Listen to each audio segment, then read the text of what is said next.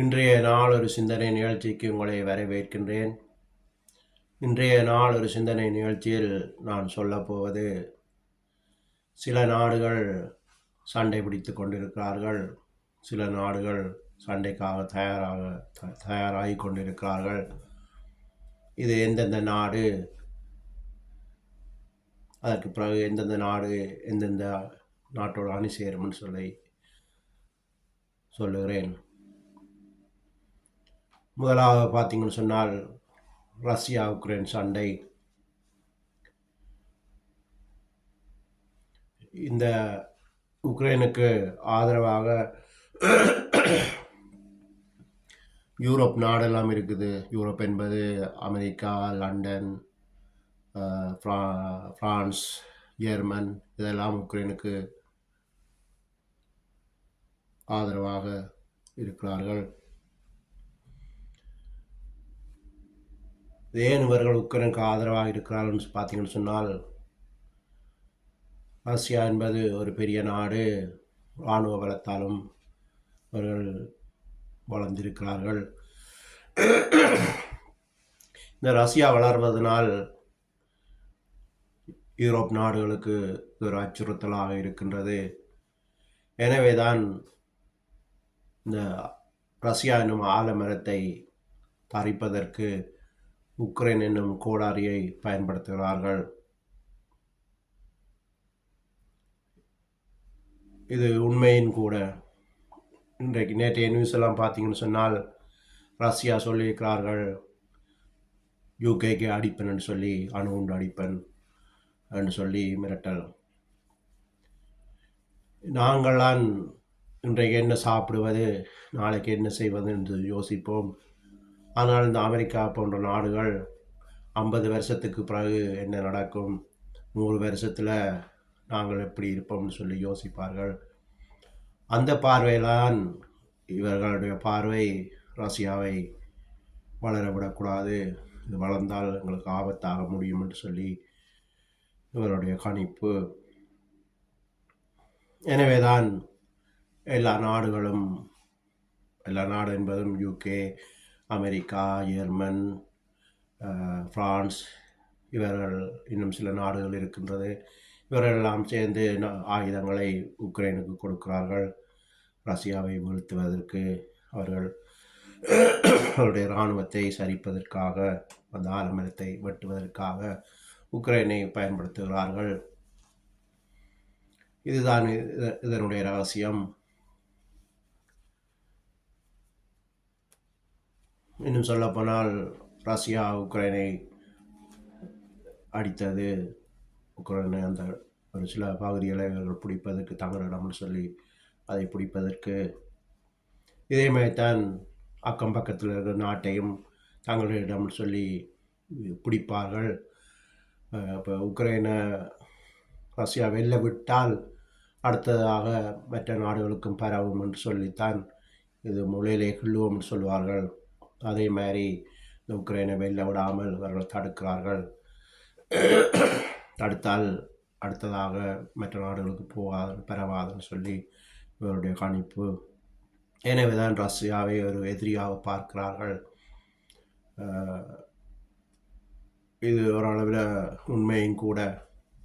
இந்த Russia, Iran, சீனா, வடகொரியா, இவர்களெல்லாம் ஒரு கூட்டு.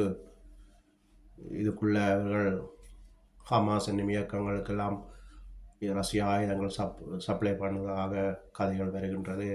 ஹிஸ்புல்லா என்னும் இயக்கத்துக்கெல்லாம் ஆயுதங்கள் கொடுப்பதாக கதைகள் வருகின்றது. ஈரானுக்கெல்லாம் ஆயுதம் கொடுப்பதாக கதைகள் வருகின்றது. எனவேதான் இந்த ரஷ்யா ஒரு பயங்கரமான நாடுகளோடு உறவில் இருக்குது. அப்போ இவர்கள் பயங்கரவாதம் என இவர்கள் இந்த யூரோப் நாடெல்லாம் சிந்திக்கிறபடியால் தான் இந்த ரஷ்யாவை அடக்கி ஒடுக்க நினைக்கிறார்கள். இதோடு நேட்டோ நாடுகளும் ரஷ்யாவுக்கு எதிராக இருக்கிறது. நேட்டோ அமைப்பு தெரியும், நேட்டோட இராணுவம் இருக்கின்றது. இந்த இராணுவம் ரஷ்யாவுக்கு எதிராக இருக்கிறார்கள். இப்போது ரஷ்யாவை சுற்றி வளைத்து விட்டார்கள். எல்லா நாட்டிலும் போயிருக்கிறார்கள் நேட்டோ இராணுவம். இந்த சண்டை இப்படியே வளர்ந்து வளர்ந்து பெரிய ஒரு சண்டையாக வரும். இது கடைசியாக அணு உண்டு பாவிக்க வேண்டிய கட்டாயத்தில் தள்ளப்படும். நேற்றைக்கு ஏற்கனவே ஒரு வீடியோ போட்டு நான் அணுகுண்டு இப்போ எந்த காலத்தில் பயன்படுத்தப்படும்னு சொல்லி இன்னொரு 6-7 வருஷத்தில் அது அணுகுண்டு போராக இந்த உலகம் மாறலாம். அடுத்ததாக பார்த்தீங்கன்னு சொன்னால் இஸ்ரேல் ஈரான் சண்டை. இந்த இஸ்ரேல் ஈரான் சண்டை முதல் துவங்கியது இஸ்ரேல் ஹமாஸாக. அது பிறகு இஸ்ரேல் ஹிஸ்புல்லாக மாறியது. இது பிறகு இந்த ஹமாஸ் தீவிரவாதம் என்று சொல்லுகிறார்கள், ஹிஸ்புல்லா தீவிரவாதம் என்று சொல்லுகிறார்கள். இதற்கு பின்னால் ஹிஸ்புல்லா ஹமாஸுக்கு ஆயுத உதவி, இராணுவ உதவிகள் எல்லாம் செய்வது யார் என்று பார்த்தீங்கன்னு சொன்னால் ஈரானாக இருக்கிறது. எனவே தான் இது இப்போ ஈரான் இஸ்ரேல் சண்டையாக மாறிவிட்டது. ஈரான் சண்டையாக இருந்தது. இதற்கு ஈரானுக்கு எதிரி யாருன்னு பார்த்தீங்கன்னு சொன்னால் அமெரிக்கா. ஏனென்றால் இந்த ஈரானும் ஒரு அச்சுறுத்தலான நாடு. அமெரிக்காவுக்கு அணுகுண்டு அடிப்போம் என்று ஒரு அச்சுறுத்தலாக இருக்கக்கூடிய நாடு அணுகுண்டு அவர்கள் உருவாக்குறார்கள் சொல்லி அமெரிக்கா சொல்லி கொண்டு இருக்கின்றது. அப்போ அவர்கள் அணுகுண்டு உருவாக்கி முடித்தால் இது டைரெக்டாக அமெரிக்காவை தாக்கக்கூடும் என்று சொல்லி அமெரிக்காவும் ஈரானும் எதிரியாக இருப்பதனால் இஸ்ரேல் நாட்டை அமெரிக்கா பயன்படுத்துகிறது.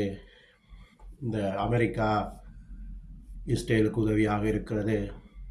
எல்லா இராணுவ பலமும் ஆயுத பலமும் ஈரானுக்கு எதிராக இஸ்ரேலுக்கு கொடுக்கிறது அமெரிக்கா.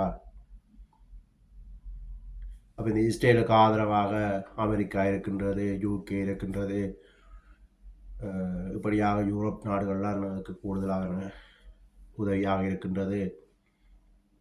இப்போ இந்த இஸ்ரேலுக்கு ஆதரவாக இந்த நாடுகள் இருந்தாலும், ஜெர்மன் எல்லாம் இஸ்ரேலுக்கு ஆதரவு இருந்தாலும், இந்த ஈரானுக்கு ஆதரவான நாடு பார்த்தீங்கன்னு சொன்னால் ரஷ்யா இருக்கின்றது, வடகொரியா இருக்கின்றது, சீனா இருக்கின்றது. இப்படியாக அவர்கள் ஒரு அணி, இவர்கள் ஒரு அணியாக, இந்த பக்கம் 2வது நாடு சண்டையில் இவர்கள் ஒரு அணியாக இருக்கிறார்கள். அப்போ இந்த ஈரான் என்னும் நாடு ஒரு ஆலமரம் என்று சொன்னால், இந்த ஆலமரத்தை தரிப்பதற்கு இஸ்ரேலை கோடாரியாக இந்த அமெரிக்கா பயன்படுத்துகிறது. அப்போ இந்த ஈரான் என்பது ஒரு பயங்கர அச்சுறுத்தலான நாடாக இருப்பதனால் இதை அடியோடு தரிக்க வேண்டும் என்பதற்காகத்தான் அமெரிக்கா இஸ்ரேலுக்கு ஆதரவாக இருக்கின்றது, ஆயுத உதவி எல்லாம் செய்கின்றது. இந்த ஹமாஸ் என்னும் இயக்கம் ஒரு அளவில் அழிந்து விட்டது. ஹிஸ்புல்லா என்னும் இயக்கமும் அப்படித்தான் அழிந்து விட்டது. ஈரானுக்கு சமீபத்தில் இஸ்ரேல் இராணுவம் போய் ஃப்ளைட்டால் தாக்கி சில பகுதியில் அழித்தார்கள். இது இன்னும் தொடரும்.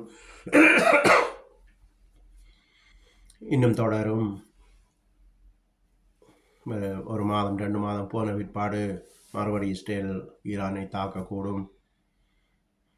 அவர்களும் இந்த காசமைத்தான் அழிக்கப்படும்.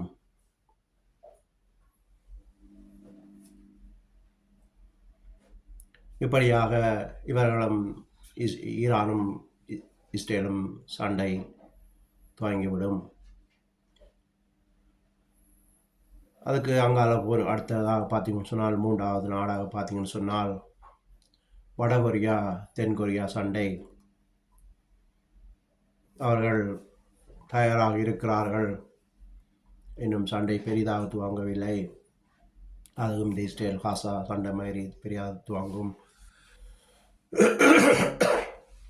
இந்த வடகொரியா தென்கொரியா சண்டையில் தென்கொரியாவுக்கு ஆதரவாக அமெரிக்கா இருக்கின்றது. ஏன் அந்த அமெரிக்கா தென்கொரியாவுக்கு ஆதரவாக இருக்குதுன்னு சொல்லி பார்த்தீங்கன்னு சொன்னால், வடகொரியா ஒரு அச்சுறுத்தலான நாடு அமெரிக்காவுக்கு. அந்த வடகொரியா அதிபரும் சொல்லியிருக்கிறார், அமெரிக்காவுக்கு அணுகுண்டு தாக்குவோம் அளிப்போம்னு சொல்லி. இதனால தான் அமெரிக்கா தென்கொரியாவுக்கு ஆதரவாக இருக்கின்றது. இராணுவ உதவி சரி, எல்லா உதவியும் அமெரிக்கா தான் அது கூட இருந்து நடத்துகிறது. அப்போ இந்த வடகொரியா என்னும் ஆலமரத்தை தரிப்பதற்கு இந்த தென்கொரியா என்னும் கோடாரியை அமெரிக்கா பயன்படுத்துகின்றது. இப்படியாக அது ஒரு சண்டை இருக்கிறது. இன்னொரு பக்கம் பார்த்தீங்கன்னு சொன்னால், சீனாவும் தாய்வானும். சீனா தாய்வானை பிடிப்பதற்கு எல்லா முயற்சியும் செய்து கொண்டிருக்கின்றது. இதை இப்போதை பிடித்திருப்பார்கள். அங்கேயும் பார்த்தீங்கன்னு சொன்னால் அமெரிக்கா தான் அந்த தாய்வானுக்கு ஆதரவாக இருக்கின்றது. ஆயுத உதவி, இராணுவ உதவி எல்லாம் அமெரிக்கா தான் அதுக்கு செய்கிறது. ஏன் இந்த அமெரிக்கா தாய்வானுக்கு ஆதரவாக இருக்கிறன்னு பார்த்தீங்கன்னு சொன்னால், அந்த சீனா என்னும் நாடு இதே மாதிரி தான் அமெரிக்காவுக்கு அச்சுறுத்தலாக இருக்கின்றது. இந்த சீனா என்னும் நாடு அவர்களுக்கு ஒரு விருப்பம் இருக்கின்றது, இந்த உலகத்தையே ஆள்வதற்கு, உலகத்தை பிடிப்பதற்கு. இன்னும் சொல்லப்போனால் எல்லா பொருட்களையும் பார்த்தீங்கன்னு சொன்னால் மேட் இன் சீனாவாக வந்துவிட்டது. இதனால் அமெரிக்காவின் பொருட்கள் கீழே போய்விட்டது, வியாபாரம் குறைந்து விட்டது. அப்போ சீனாவை வளர விட்டால் அமெரிக்காவுக்கு இது அச்சுறுத்தலாக இருக்கும். அதை விட இராணுவத்தாலே வளர்ந்து வருகிறார்கள். எல்லா தரத்திலையும் சீனா உயர்ந்து வருவதனால் அமெரிக்காவுக்கு இது எரிச்சலும் கூட. எரிச்சல் என்று சொல்வதை விட ஒரு வல்லரசாக சீனா மாறிவிட்டது என்பது அமெரிக்காவுக்கு ஒரு பயம் இருக்கின்றது. எனவே தான் இந்த சீனா என்னும் ஆலமரத்தை தரிப்பதற்கு தாய்வான் என்னும் கோடாரியை இந்த அமெரிக்கா பயன்படுத்துகிறது. இதனால தான் இன்றைக்கு உலகத்தில் சண்டை முத்தி கொண்டிருக்கின்றது.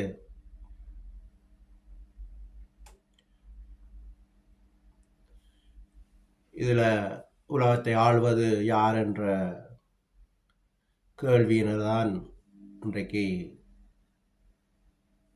உலகங்களில் சண்டையும் பெருகி கொண்டிருக்கின்றது. நான் தான் ஆள வேண்டும் சொல்லி ஆள்வதற்கு இவர்களுக்கு ஆசை இருக்கின்றது. ஆசையை விட யோசிச்சு பாருங்கள், ஒரு சீனா இந்த உலகத்தை ஆளப்போவதுன்னு சொன்னால் எப்படி இருக்கும்னு சொல்லி. அது மாதிரி ஈரான் இந்த உலகத்தை ஆள்வதென்றால் எப்படி இருக்கும்னு சொல்லி.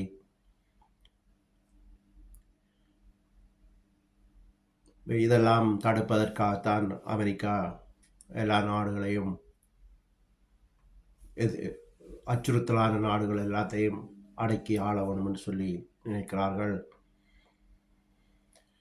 அப்போ இது இப்படியே உலக போராக மாறும் என்று பார்த்தீங்கன்னு சொன்னால்,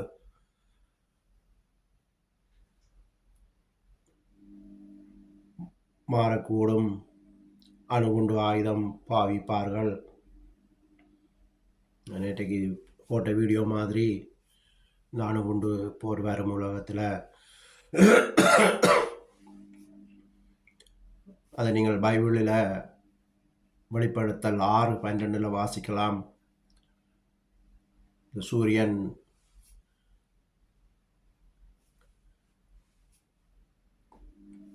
புகை மூட்டத்தில் கருகி போகும்னு சொல்லி, வானம் சுருண்டு போகும்னு சொல்லி, மலைகள் எல்லாம் இடம்பெயர்ந்து போகும்னு சொல்லி நீங்கள் பைபிளில் 6:12 வாசிக்கலாம். இது 6-7 வருஷத்துல இது நடக்கும். அப்ப இந்த உலகத்துல சண்டை என்று வந்தால் யார் யாரு எந்த பக்கம் நிற்பார்கள் என்று போய் பார்ப்போம். இதுல வந்து சீனா, ஈரான், வடகொரியா, ரஷ்யா, அரபு நாடுகள் இவர்களெல்லாம் ஒரு பக்கமாகவும், யூரோப் நாடுகள் எல்லாம் ஒரு பக்கமாக பிரிவார்கள்.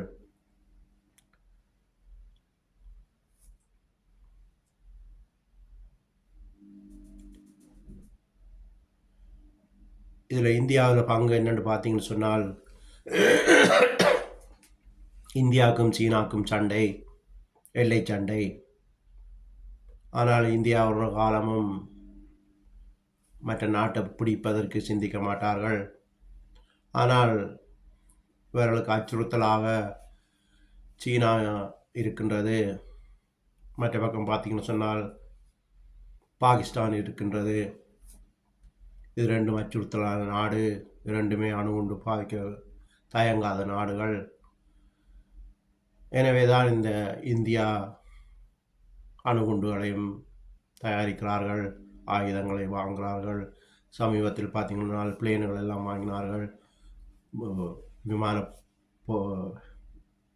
போர் விமானங்களை வாங்கினார்கள்.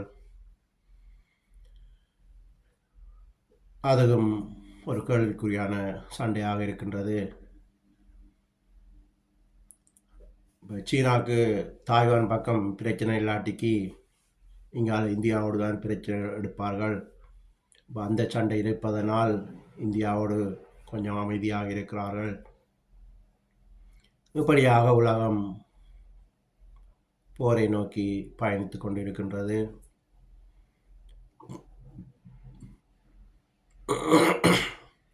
இதில் வெளில போகிறது யாருன்னு பார்த்தீங்கன்னு சொன்னால் யூரோப் நாடுகள் தான்.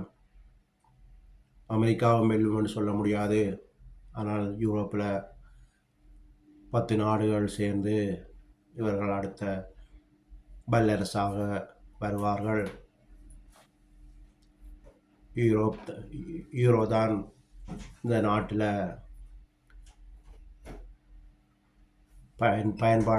பயன்பாட்டுக்கு வரக்கூடிய பணமாக இருக்கும்.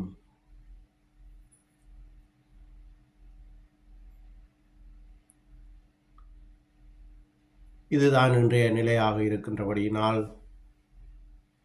நான் எனக்கு தெரிந்த விஷயங்களை சொல்லியிருக்கின்றேன். இது பிழையாக இருந்தால் நீங்கள் தாராளமாக மெசேஜ் பண்ணலாம். என்னுடைய யூடியூப் பார்க்கலாம். யூடியூப்பில் ஜஸ்டின் ஜஃப்னா அடித்து இடமிட்டு ஜஸ்டின் JUSTWN அடித்து அதை பார்க்கலாம்.